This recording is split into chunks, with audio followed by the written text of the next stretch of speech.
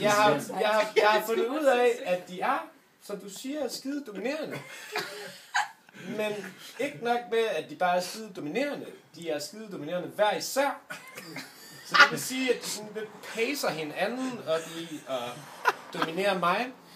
Så når den ene ligesom får en idé om, at jeg gør et eller andet forkert, eller på en anden måde, end de nu synes, ting skal gøres, så bakker den anden op. Og de har ligesom hver deres skydevåben, om det nu er en støvsuger, eller en opvask, eller et glas, eller hvordan jeg taler, eller hvordan det nu skal være. Så kommer den ligesom hele tiden med sådan nogle små chops ind i min ribben. Er din henside? Ja. Et meget godt eksempel er, da vi for et par søndage siden havde warm-up for St. Patrick's Day.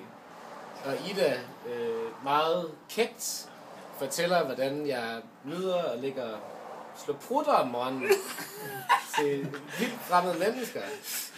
Eller fremmede, i hvert fald fremmede på den måde. Jeg ikke kender dem lige så godt, som jeg kender dem der. Men er det ikke sandt? Det er sandt. Det er sandt. Ja, der kan det også. Vi prøver det også over for dem. Ja, og det gør jeg også. Men jeg synes, en meget god måde at overkomme den her kvindelige dominans af lejligheden på, det er, og det er nok noget, jeg skal lære meget mere af i fremtiden, sikkert. Men jeg kan ret godt lide at lukke ørerne. Forstået på den måde, at hvis de tror, at jeg alligevel ikke hører det, så glemmer de lidt den kritik, der nu har været.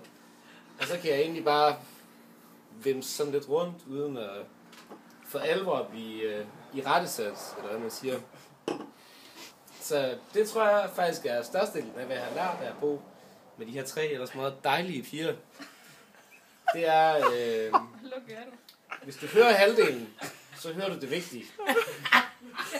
Tak. Ej, det var godt.